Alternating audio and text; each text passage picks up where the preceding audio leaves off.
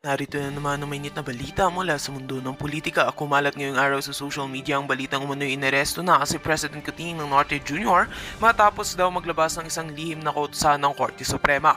Sa loob lamang ng ilang oras, nag-trending ito at nagdulot ng matinding pagkabigla at pangamba sa publiko. Lalo na't walang inalalabas na opisyal na pahayag mula sa Korte o sa Malacanang na nagpapatunay sa naturang aligasyon. Ayon sa mga legal analyst, hindi maaaring magkaroon ng lihim na utos para sa pag-aresto ng isang nakaupong pangulo dahil nangangailangan ito ng malinaw na proseso, publikong resolusyon at formal na dokumentasyon.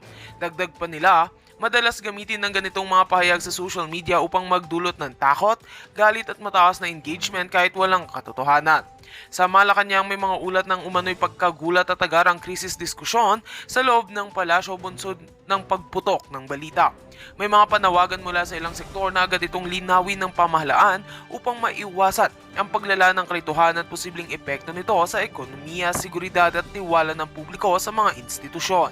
Samantala, patuloy na pinalaalahanan ng publiko na maging mapanuri sa impormasyong nakikita online at huwag agad magbahagi ng hindi beripikadong balita.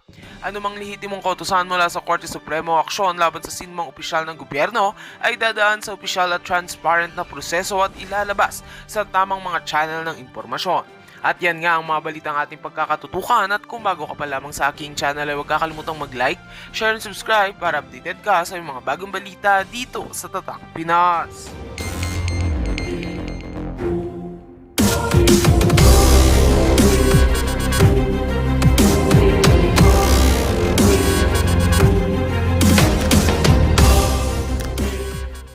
Sa ating nakikita, ito ho talagang si John Vic Remulla ang ipangtatapat ng Marcos administration dito kay VP Sara sa 2028 presidential election.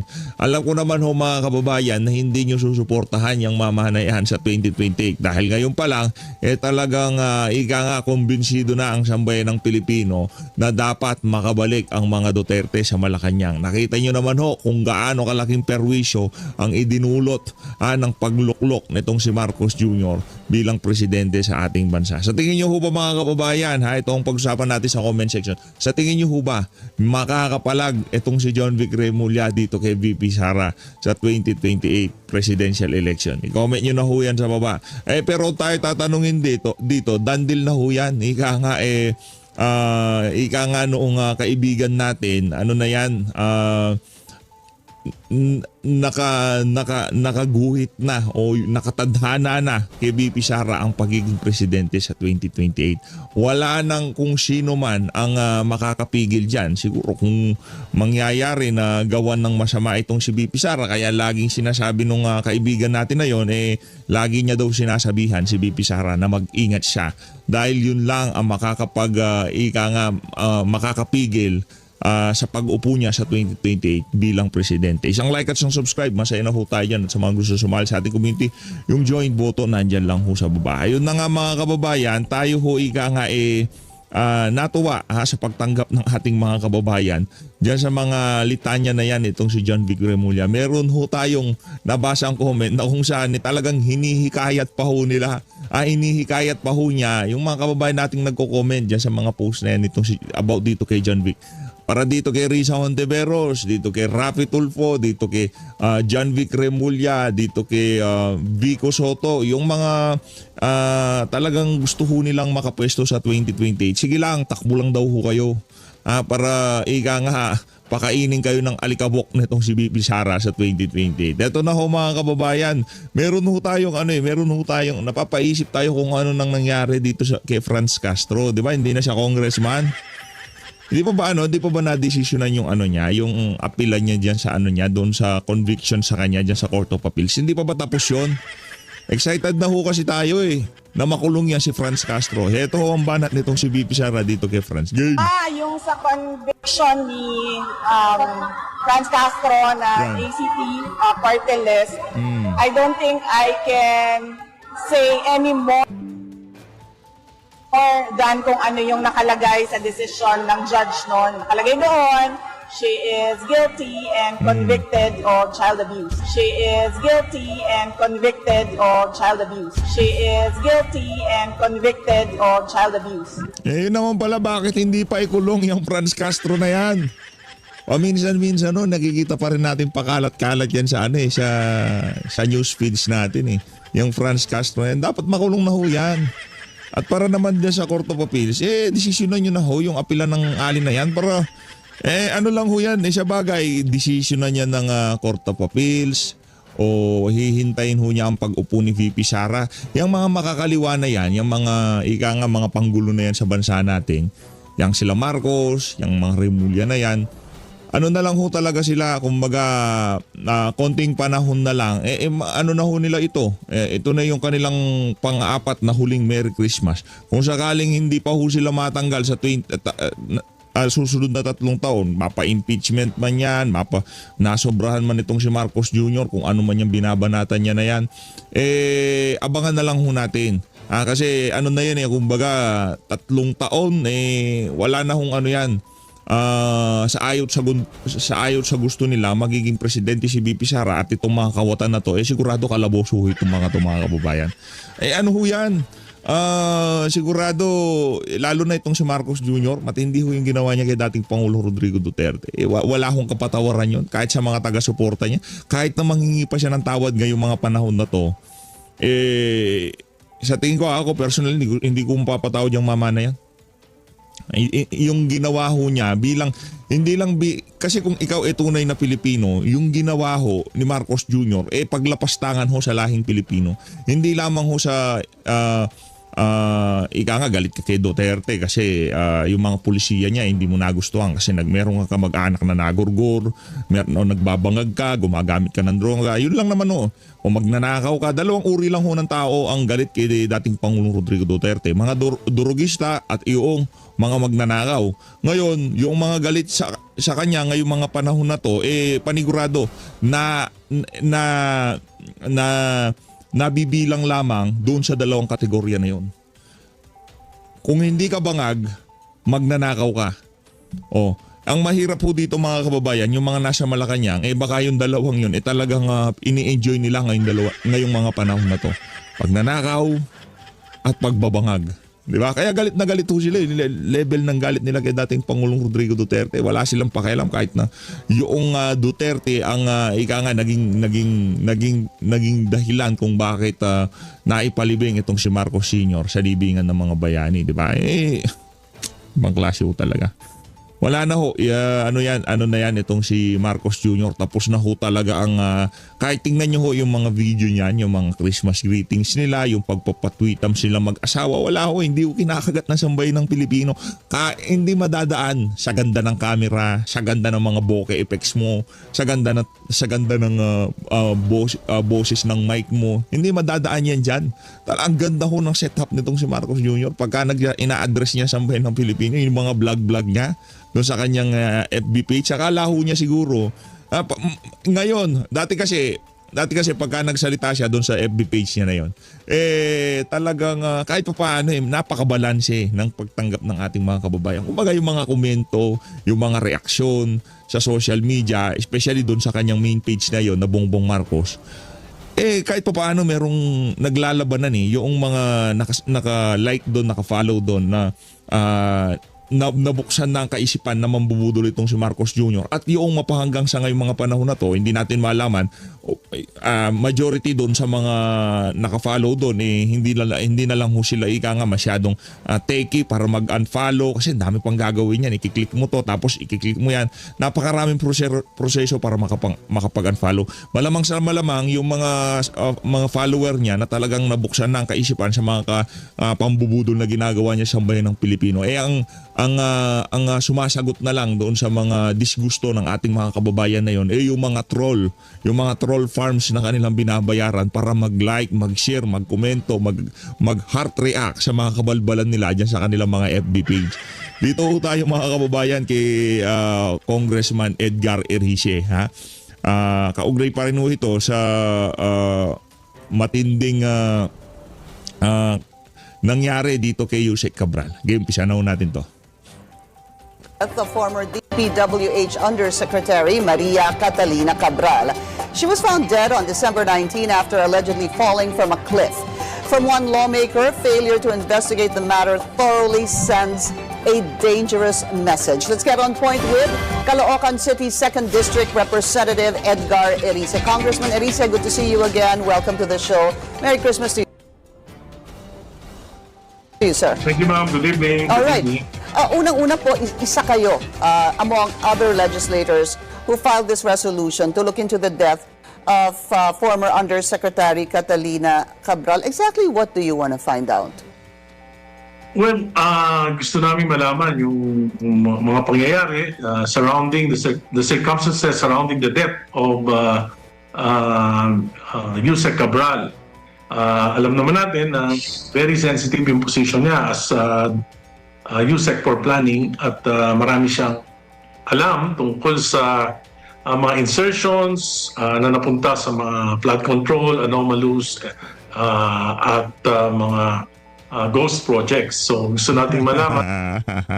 Excited tayo dyan sa hearing na yan.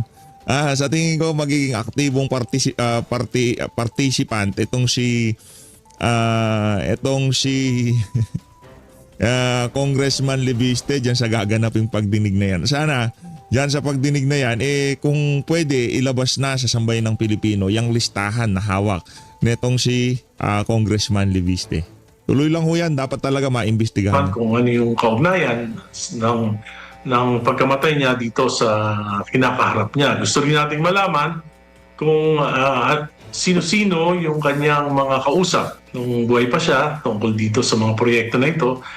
Of course, yung mga immediate staff niya sa Department of Public Works and Highways, yung Director for Planning, yung kanyang Secretary at yung kanyang si Congressman Leandro Leviste presented a list of encoders na nag-encode ng mga insertions at mga diversions nung nakaraang from 2023 to 2025 budget. So, yun ay gusto naming malaman na protektahan din, mangalip din yung kanilang mga buhay. Pangatlo, gusto naming malaman dahil bakit nagkulang ang gobyerno para makuha kagad, ma-extract sa kanya yung mga information, yung files tungkol dito sa anomalous projects na to, anomalous insertions na ito. At gusto nating malaman na kung tama ba yung proseso ng DPWH in project insertions, in determining what is feasible projects or what are really anomalous projects. So maraming kailangan nating pag-aralan dito. It's really not just a hearing, a resolution to look into her death. But it's also, from Yes. what I understand, no, all the Congressman? circumstances that lead Apo. to his death. To her death. Kasi parang lumalabas nga Or she's a the- central figure dito po. As mentioned a while ago, she is the one who really knows about the supposed insertions, as even mentioned by Congressman Leandro Leviste, kasi binigyan daw po Yes. siya ng kopya ng mga insertions and proponents. So, let's also go back a little bit, Congressman Erice. I do recall Senate President Tito Soto, a couple of months ago, also saying that Isa Cabral even had coordinated with her, possibly have called her and asked if he wanted to insert some projects, to which the Senate President said no. Yes, as far as I know, lahat ng mga proyekto, na mga request ng mga politiko, ng mga nasa executive department, lahat yan ay dumadaan kay Yusek Cabral. At may record siya, may file siya niyan kung ano yung mga proyekto na ito. Gusto nating malaman yung mga proponents, gusto nating malaman kung sino rin yung mga contractors na nakikipag-ugnayan sa kanya. At sa pagkakasabi niya sa akin na nabubuhay pa siya during budget hearings, lahat naman ng mga insertions, lahat ng mga amendments ay may prior approval ni Secretary Bonoan. Yun mga kababayan. No, walang galaw, walang sariling galaw itong si anong pangalan nito, itong si Cabral, diyan sa mga na yan, diyan sa mga insertion na yan, diyan sa mga pinapasingit na yan ng mga proponent. Wala akong sariling galaw yang si Sheikh Cabral. Lahat yan idadaan kay Bunuan. Kaya ano pa ho mga kababayan, habang buhay pa si Bunuan, kahit pa paano meron pa tayong inaasahang pwedeng magsalita dito sa napakalaking anomalya na to na yung manig sa ating bansa dito sa administrasyon ni Marcos Jr. Kung tayo naman ho tatanungin, mag-alasaldi ko ka na dito kay Bunuan, magsalita na ho kayo kahit sa ano lang via yung social media, pwede na yon. Tatanggapin ho namin yon ng marangal sa aming puso, ika nga, di ba? Magano ho kayo, magsalita ho kayo. Kahit hindi pa under oath yan, papaniwalaan namin kayo. Bakit? DPWH secretary kayo eh. At panigurado, ito sigurado ko sa inyo, yung pinangako kay Zaldico na wag siyang umuwi dito sa Pilipinas, puprotektahan ka namin. Ganyan din ang pinangako kay Bunuan nung lumabas siya ng ating bansa. 'Di ba? Well, hindi namin gagawin yung ginawa namin kay Zaldico. Hindi namin gagawin yung kaadikang ginawa namin kay Zaldico sa'yo. Yung ikaw ang gagamitin naming poster boy ng corruption campaign ng pamahalaan. Di ba? Hindi namin gagawin yun. Basta tahimik ka lang, diyan ka lang sa ibang bansa. Hindi namin paiinitin ang issue na dapat kailangan mo umuwi doon sa PETSA na itinakda mo na ikaw ang nagsabi na uuwi ka at hindi ka pa umuwi. Hindi namin i-SSin yan. Di ba? Nasa na si Bunuan? Anak ng Toko, Merry ang Christmas niya. Nasa abroad ho siya, mga kababayan. Kaya dapat ho talaga magpresidente na itong si VP Sara sa lalong madaling panahon. Para talagang mabigyan na ng hustisya yung mga kababayan nating nasawi. Hanggang sa ngayong mga panahon na to wala ho silang Merry Christmas kasi yung mga bahay nila naanod, yung mga ari-arian nila nasira. Marami hong ganyan hanggang sa ngayong mga panahon na to. Hindi pa rin ho sila nakakabangon doon sa dilubyo na dinanas nila dahil sa kakurakutan ng mga opisyal sa Pilipinas. Tuloy natin. Ang problema, si Secretary Bunuan din ay wala dito sa ating bansa. Congressman, possibly, do you think that even more than Secretary Bunuan, the former Undersecretary Cabral would have more information for the main reason that she's been there many years prior to nag-chief po or nag-secretary si Secretary Bunuan? And she's good. She's good at this job, at her job. So talagang meron siyang complete list year by year.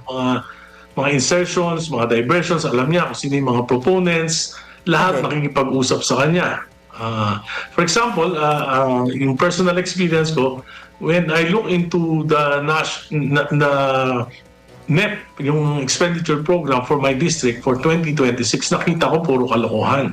So kinausap ko si Secretary Bunuan, sabi ko kung gagawin ito, baka ako pa mapahamak dahil ako na yung congressman, tapos lalabas ginagawa itong 2026 projects ng DPWH, puro kalokohan. Like for example, flood control sa mga school campuses. Sabi ko, kailangan baguhin ito, kailangan gumawa ng mga tunay na proyekto. So, ginawa namin, nakapag-coordinate kami sa district engineer, tapos dumaan talaga sa proseso. Dumaan kay Yusek Cabral. Siya lahat ang nakakaalam. So, Congressman, what you're saying is in the 2026 budget, the one coming up, nakita niyo po yung programa sa inyong distrito, 2nd District, if I'm not mistaken, nasabi niyo nga, kalokohan. Puro kalokohan. Kaya siya po ang inyong kinausap, si Undersecretary Cabral. Si Secretary Bunuan, I talked to Secretary Bunuan then to Yusek Cabral. And then, napalitan po yun, yung sinasabi niyong kalokohang mga proyekto. Yes. Okay. Napalitan. Ang sabi po ni Congressman Leandro Leviste, marami raw na mga pangalan, kumpleto daw yung file at maraming pangalan ng mga congressmen and mga senators. And while we're at it, sir, do you think that in this file, posibleng pati po kayo ay makikita po ang inyong pangalan doon? Hindi po, kasi po 2025 insertion siya. Okay, all right. At alam niyo po, yung insertions per se, hindi naman masama yan kung mabuti yung pupuntahan ng proyekto. Kasi po, ang budget process nagsisimula ng January. After January, marami pong pangyayari na hindi natin alam. Gaya po sa aking distrito, nakita ko po may may pagkakataon na matapos yung C3 dahil pumayag si Secretary Vince Dizon na itaas yung riles ng tren dahil mababa kaya bumabaha. So, and major highway yan. So, yan yung isa sa kinakailangan na insertion. Otherwise, yung mga truckers, billions yung mawawala taon-taon Yeah. sa baha. Oh, so, may pagkakataon. Why not? Di ba?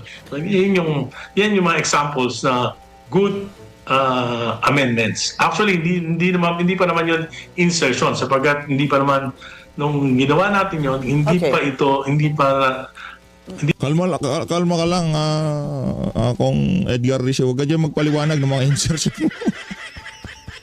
Merong tamang fora dyan, di ba? Merong tamang, merong tamang lugar para paliwanag mo lahat ng... balita ho natin, inabas na ho yung yung listahan nitong si Yusek Cabral. Nitong si Congressman Libiste. Punta ko kayo sa kanyang FB page at tingnan nyo ho yung mga congressman nyo at mga distrito nyo kung yung mga proyekto na yun na-implementa ba ng tama. Kalahati dito sa mga proyekto na to puro ghost na naman. Hindi pa naaprubahan sa House ang budget. Pero parang nagkakapalit na ho kasi yung salitang amendments and insertions. There will be some who will say that insertions are not really bad, pero lumalabas na ho kasi yung insertions has a bad connotation dahil parang sinasabi pag insertion, bad project, ghost project, substandard, etc. Okay. Go ahead, sir. Yung amendments po, ginagawa yan, may period of amendments sa House. Kung ginawa yan, over the period of amendments, wala akong nakikitang mali, that will be subjected to a debate. Pero nakikita ko po, pagka dumaan yan sa small committee at may nabago, dumaan yan sa BICAM, nabago, ayan po, dyan po nagkakaroon ng problema. Doon po yung tinatawag nyo ng insertion. Doon yun na po gagamitin ng salitang insertion. Insertion, yeah. Congressman, Hindi first maliwanag kasi. let's talk about the death. The PNP, the Chief PNP and DILG Secretary John Vic Remulla are already saying that it points to suicide. What do you think of that? Or dahil po you together with other lawmakers filed this resolution, do you have any questions about that? Maraming illogical na sagot yung driver. So, iniwanan niya 2 hours, na nagpunta sila ng umaga, bumalik pa sila ng hapon. Kung magpapakamatay ka, bakit doon pa? Correct. Yun ang medyo hindi maintindihan. So, At yung normal ho na normal na tanong yun kung ika nga gusto kong mga kababayan natin na curious kung ano nga ba nangyari dito kay Yusek Cabral, no? Taga Quezon City ke. 'Di ba? Ang dami pwedeng talunan.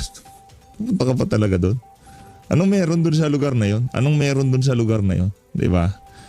Ano bang tinuturo niya doon? Meron ba siyang klung gustong ipahatid sa sambayan ng Pilipino na ano'y natin to, pag-usapan natin to, di ba? Ito na yung mga dokumento nasa opisina, nasa